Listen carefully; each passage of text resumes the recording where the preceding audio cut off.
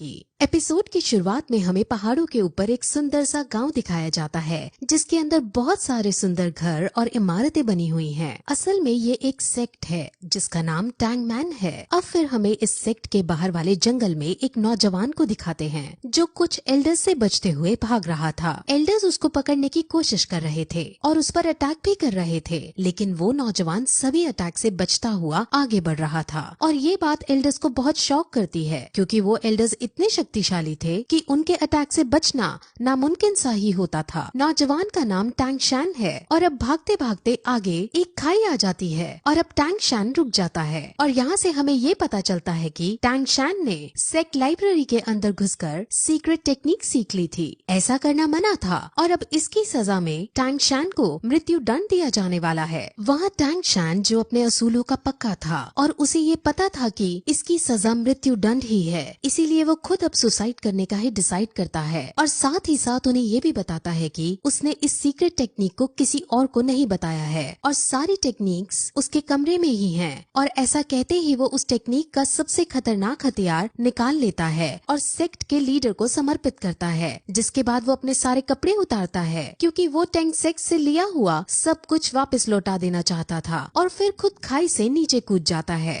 तभी sect leader उसे मरने से बचाने की भी कोशिश करता है, लेकिन टैंग शैन अपने इरादे का पक्का था और वो खाई में गिरकर अपने आप को मार डालता है। उसके मरते ही उसकी आत्मा अलग अलग दुनियाओं को क्रॉस करते हुए पैरेलल यूनिवर्स में चली जाती है और वहाँ वो एक नवजात शिशु के रूप में जन्म लेता है और उसका नाम भी वहाँ टैंग शैन ही रखा जाता है। उसे अब अपने पहले जन्म की सारी बातें और सारी टेक्निक्स याद होती हैं, जिस वजह से वो बचपन से ही उन टेक्निक्स को पहाड़ के ऊपर जाकर प्रैक्टिस करता है। इस दुनिया के अंदर डोलो कॉन्टिनेंट है। इस दुनिया के अंदर हर कोई 6 साल की उम्र में अपनी एक स्पेशल एबिलिटी एक्टिवेट करता है। इस एबिलिटी का नाम स्पिरिट सोल है और स्पिरिट सोल को हासिल करने के बाद लोगों के पास अलग अलग तरह की एबिलिटीज आ जाती हैं। एक दिन जब वो पहाड़ से टेक्निक करते हुए वापस आ रहा होता है तो उसे पता चलता है कि इसी साल नए बच्चों की एबिलिटी जगाने के लिए एक स्पिरिट मास्टर उनके गांव में आ रहे हैं। इस स्पिरिट मास्टर का नाम सुयू ताओ है और ये रैंक 26 का स्पिरिट ग्रैंड मास्टर है। असल में यहाँ की कल्टीवेशन 1 से 100 में बनती है और इनमें 1 से 10 के रैंक वाले को ट्रेनी कहते हैं,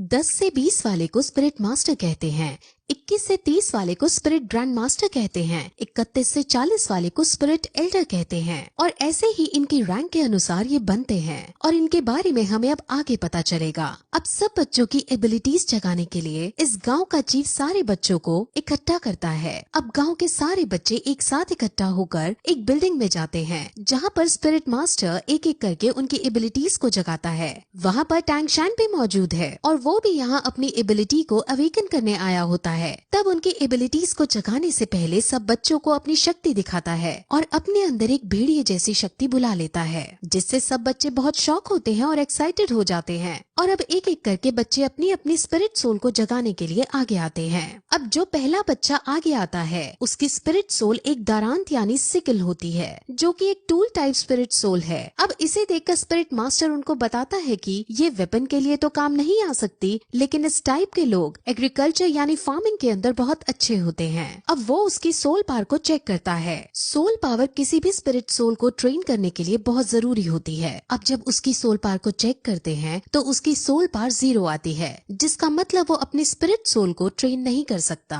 और पूरा जीवन भर एक नॉर्मल इंसान ही रहेगा। ऐसा करते करते वो और भी बच्चों को चेक करता है, जिसमें ज्यादातर फार्मिंग स्किल्स की एबिलिटीज को रखने वाले बच्चे ही निकलते हैं। वहीं फिर एक लड़की अपनी सोल पावर चेक कराने आती है और उसकी स्पिरिट सोल एक ब्लू सिल्वर ग्रास की होती है। ब्लू सिल्वर ग्रास बहुत कॉमन ग्रास है और इसकी कोई स्पेशल एबिलिटी भी नहीं होती और इस टाइप की स्पिरिट सोल को सबसे बेकार स्पिरिट सोल माना जाता है और ये बहुत कमजोर होती है। अब इसके बाद हमारा मेन कैरेक्टर जिसका नाम टैंग शैन है वो आगे आता है और अपना सीधा हाथ बढ़ाकर कंसंट्रेट करता है और उसके हाथ से भी ब्लू सिल्वर ग्रास बाहर आती है, लेकिन तभी उसके उल्टे हाथ में भी कुछ होने लगता है और वहाँ पर हमें एक हथौड़ा दिखता है जिसे वो मुंह बंद करके छुपा लेता है। अब इसके बाद स्पिरिट मास्टर टैंगशान की सोल पार्ट चेक करता है और उसकी सोल पार्ट 10th लेवल पर होती है और ये बहुत रेयर कंडीशन होती है। असल में जिन लोगों की सोल पावर अवेकनिंग के वक्त फुल यानी 10th लेवल की होती है तो उन्हें बॉर्न विद सोल पावर यानी कि इनेट सोल पावर का दर्जा दिया जाता है और ऐसे लोग बहुत ही काम के होते हैं। ऐसे लोग बहुत ताकतवर बनते हैं और लाइफ में बहुत आगे तक जाते हैं। अब स्पिरिट मास्टर उसे बताते हैं कि अवेकन होने के बाद सोल पावर की 10th लेवल सबसे हाईएस्ट लेवल होती है, जिस पर अब टैंगशान ये पूछता है कि क्या हम इसके आगे नहीं जा सकते, यानी क्या इसके आगे ट्रेन नहीं कर सकते, जिस पर मास्टर उसे समझाते हैं कि इससे आगे ट्रेन करने के लिए हर 10th लेवल के बाद एक स्पिरिट रिंग हासिल करने की जरूरत होती है। स्पिरिट रिंग हासिल करने के बाद ही हम 10th लेवल से आगे बढ़ सकते हैं। बिना स्पिरिट रिंग के हासिल किए कोई आदमी कितना भी ट्रेन क्यों न हो वो 11th लेवल पर नहीं पहुंच सकता। अब टैंगशान उससे ये पूछता है कि क्या तुम्हारे पास 2 स्पिरिट रिंग है, क्योंकि मास्टर की रैंक 26 है और उसे 10th लेवल और 20th लेवल को पार करने के लिए एक एक स्पिरिट रिंग की जरूरत पड़ी थी। स्पिरिट रिंग्स यूजर को उनके स्पिरिट सोल के मुताबिक उनको अलग अलग स्पेशल पावर भी देती है। अब ऐसा कहकर वो हॉल से बाहर आ जाते हैं और अब स्पिरिट मास्टर जाने लगते हैं। अब गांव के चीफ और टैंगशान के घर जाते हैं और वहाँ उसके पिता को टैंगशान के पावर्स के बारे में सब कुछ बताते हैं और उसको जीनियस कहकर पुकारते हैं। टैंगशान के पिता का नाम टैंग हाउ है। टैंग हाउ अब अपने बेटे से उसकी स्पिरिट सोल के बारे में पूछता है और उसे अपने बेटे से उसकी स्पिरिट सोल के बारे में पता चलता है, जो कि ब्लू सिल्वर ग्रास है। अब ये सुनकर उसका पिता शॉक होता है, क्योंकि उसे पता था कि उसके बेटे की स्पिरिट सोल तो क्लियर स्काई हैमर होनी चाहिए। इस लाइन से आप कंफ्यूज ना हो, इसके बारे में डिटेल में आगे बताया जाएगा। अब गांव के चीफ ये चाहते थे कि टैंगशान शहर की एक एकेडमी में जाकर ट्रेनिंग करे, लेकिन टैंग हाउ साफ मना कर देता है। अब क्यों मना किया है ये भी हमें आगे पता चलेगा। गांव का चीफ बहुत शॉक होता है और उससे लड़ता भी है, क्योंकि इतने बड़े टैलेंट को घर में रखना सही नहीं है। इसको बाहर जाकर बेस्ट ट्रेनिंग हासिल होनी चाहिए। अब चीफ के बार बार समझाने पर भी टैंग हाउ नहीं मानता और चीफ अब वहाँ से चला जाता है। अब टैंग हाउ को ये लगता है कि उसके इस डिसीजन से उसका बेटा नाराज होएगा, लेकिन टैंगशान उसके इस डिसीजन से नाराज होने की बजाय उनकी बातों से संतुष्ट दिखाई देता है और कहता है कि हम एक लोहार की तरह भी अपना गुजारा चला सकते हैं।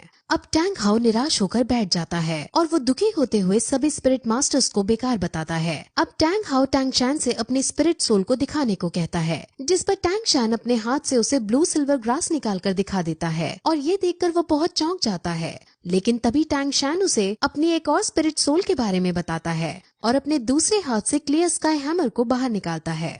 अब ये देखकर टैंग हाउ को कुछ याद आता है कि कैसे कुछ साल पहले वो और उसकी वाइफ कुछ लोगों से बचकर भाग रहे थे और उसकी वाइफ अपने पति और अपने बच्चे को बचाने के लिए खुद को सैक्रिफाइस कर देती है। और अब यहाँ से हमें पता चलता है कि उसकी वाइफ की स्पिरिट सोल भी ब्लू सिल्वर ग्रास होती है। अब फिर टैंग हाउ अपने बेटे की डबल स्पिरिट सोल को देखकर उसे गले लगा लेता है और उसे अब एक बात समझाता है और कहता है कि तुम हमेशा अपने उल्टे हाथ के हैमर से अपने सीधे हाथ की ग्रास को प्रोटेक्ट करना। अब इसके बाद टैंग हाउ टैंगशान को लेकर काम सिखाने लगता है और उसको इस काम की अलग अलग टेक्निक सिखाता है और इन सभी टेक्निक्स की मदद से टैंगशान अब अपने पिछले जन्म की मेमोरीज का यूज करता है और उनकी मेमोरीज से वो कुछ हिडन वेपन्स बनाता है। अब अगले दिन टैंग हाउ अपने बेटे को शहर जाकर ट्रेनिंग करने की इजाजत दे देता है और साथ में ये भी कहता है कि वहाँ तुम अपना खर्चा लोहार का काम करके चला लेना। लेकिन शहर पढ़ने जाने के लिए टैंग हाउ उसके सामने कुछ शर्तें रखता है। वो उसे कहता है कि तुम कभी भी अपनी हैमर स्पिरिट में कोई भी स्पिरिट रिंग ऐड नहीं कर सकते। दूसरी शर्त में उसे वो कभी भी अपनी हैमर स्पिरिट सोल को दिखाने के लिए मना करता है और साथ ही साथ किसी को भी अपना ये रहस्य कि उसके पास 2 स्पिरिट सोल हैं बताने से मना करता है और जब तक उसकी जान पर ना आए तब तक वो उसे हैमर स्पिरिट का भी इस्तेमाल करने से मना करता है। अब इन शर्तों पर एग्री करके टैंगशान अपने सफर पर निकल जाता है। वो अब गांव के चीफ के पास जाता है और अब दोनों शहर के बड़े स्कूल में एडमिशन करवाने के लिए निकल जाते हैं। अब वो दोनों रास्ता पूछते हुए स्पिरिट मास्टर एकेडमी की तरफ जाते हैं, जहाँ पर उन्हें गेट कीपर रोक लेता है। अब चीफ उसे अपना पास दिखाता है जो उसको स्पिरिट मास्टर ने दिया था। गेट कीपर उस पास को चेक करता है और इस पास को वो फेक समझता है, क्योंकि इस पास पर ब्लू सिल्वर ग्रास लिखा था, लेकिन साथ ही साथ सोल पार को 10 रैंक का भी बता रखा था। अब ब्लू सिल्वर ग्रास का होना और 10th रैंक का होना ऐसा बहुत रेयर कंडीशन में ही पॉसिबल है और जिस छोटी जगह से ये लड़का आया है वहाँ पर इस रेयर चीज का होना पॉसिबल पॉसिबल नहीं है। अब चीफ और गेटकीपर की बहस होने लगती है और उनकी बहस इस कदर पहुंच जाती है कि गेटकीपर चीफ पर हाथ उठा देता है, लेकिन तभी टैंग शैन उसके हाथ को पकड़ लेता है और उसको नीचे गिरा देता है। टैंग शैन को अब बहुत गुस्सा आ चुका था और वो उसे मारने के लिए अपना हिडन वेपन एक्टिवेट कर देता है, लेकिन तभी एक आदमी वहाँ आता है और उन्हें रोकने की कोशिश करता है। इस आदमी को यहाँ पर सभी लोग ग्रैंड मास्टर कहते हैं और वो उनकी लड़ाई बंद करवाने के बाद उसको अंदर एडमिशन के लिए ले जाता है। अब रास्ते में टैंग शैन और ग्रैंड मास्टर कई तरह की बातें करते हैं, जिसमें ग्रैंड मास्टर अपनी आइडेंटिटी बताते हुए कहते हैं कि वो यहाँ का ग्रैंड मास्टर है और अगर टैंग शैन ग्रैंड मास्टर से कुछ सीखना चाहता है तो वो उसको टीचर बुला सकता है। अब वो और भी बातें करते हैं और क्योंकि ग्रैंड मास्टर ने उसका एडमिशन पास देखा होता है तो वो उससे कहता है कि तुम बहुत इंटेलिजेंट हो और उसे ये भी बताता है कि पिछले 100 सालों के अंदर तुम तीसरे आदमी हो जिसके पास 2 स्पिरिट सोल हैं। ये सुनकर टैंग शैन चौंक जाता है और अपने हिडन वेपन को फिर से एक्टिवेट करने के लिए रेडी हो जाता है। दरअसल वो ऐसा इसलिए करता है क्योंकि उसके पिता ने उसे कहा होता है कि उसकी 2 स्पिरिट सोल के बारे में किसी को नहीं पता चलना चाहिए और अब वो अपने इस खतरे को हटाने के लिए अपना हिडन वेपन एक्टिवेट करता है। लेकिन तभी ग्रैंड मास्टर उसे अब ये बताता है कि आखिर उसे इन सब के बारे में कैसे पता चला। असल में ग्रैंड मास्टर बहुत ज्यादा इंटेलिजेंट है और उसने पहले भी बहुत सारी रिसर्च कर रखी थी। उसमें उसे पता चला था कि दुनिया के अंदर ब्लू सिल्वर ग्रास वाली स्पिरिट सोल के सिर्फ 647 लोग हैं और उनमें से सिर्फ 16 के पास सोल पावर है और उन 16 की भी रैंक 1 से ज्यादा नहीं है। सोल पावर हमेशा स्पिरिट सोल की क्वालिटी के प्रोपोर्शन में रहती है, जिस वजह से ब्लू सिल्वर ग्रास की फुल सोल पावर नहीं हो सकती। इसलिए ग्रैंड मास्टर श्योर है कि इसके पास 2 स्पिरिट सोल हैं। अब उनकी ये सब बातें सुनकर टैंग शैन समझ जाता है कि ये ग्रैंड मास्टर बहुत समझदार आदमी है और वो तुरंत उसके सामने झुककर उन्हें अपना गुरु बनने के लिए प्रार्थना करता है और अब ग्रैंड मास्टर उसे अपने डिसाइपल के रूप में एक्सेप्ट कर लेते हैं। अब फिर वो दोनों स्कूल के अंदर प्रिंसिपल के पास जाते हैं और प्रिंसिपल उसका एडमिशन पास देखता है। उसे भी थोड़ा अजीब लगता है कि ये ब्लू सिल्वर ग्रास है लेकिन इसकी सोल पावर फुल है, लेकिन साथ में ग्रैंड मास्टर को देख वो उसको एडमिशन दे देता है। ग्रैंड मास्टर हालांकि यहाँ का कोई टीचर नहीं है, लेकिन प्रिंसिपल और बाकी सब ग्रैंड मास्टर की बहुत इज्जत करते हैं और ग्रैंड मास्टर का रुतबा पूरे शहर के अंदर है। अब टैंग शैन को हॉस्टल 7 अलॉट किया जाता है और अब वो अपने हॉस्टल के अंदर जाने लगता है। जैसे ही वो अपने हॉस्टल का गेट खोलता है वैसे ही वहाँ एक बच्चा उस पर अटैक कर देता है। टैंग शैन उस बच्चे से लड़ता है और दोनों के बीच फाइट होने लगती है। इस फाइट में टैंग शैन आसानी से उस बच्चे को मार दे देता है और सब बच्चे टैंग शैन के लिए ताली बजाने लगते हैं। अब फिर वो बच्चा खड़ा होता है और सम्मान पूर्वक उसे बताता है कि ये हॉस्टल का एक ट्रेडिशन है। यहाँ जो भी नया बच्चा आता है उससे यहाँ का बिग बॉस लड़ाई करता है और अगर वो नया बच्चा जीत जाता है तो उसे यहाँ का बिग बॉस बना दिया जाता है। अब क्योंकि टैंग शैन जीत गया था इसलिए सब उसके सामने झुक जाते हैं और उसे अपना बिग बॉस कहने लगते हैं। और तभी फिर हम ये देखते हैं कि वहाँ एक नई लड़की आती है। उस नई लड़की का नाम लिटिल वू है और अब परंपरा के अनुसार टैंग शैन इस लड़की पर अटैक कर देता है और फिर यही ये एपिसोड इस तरह खत्म हो जाता है।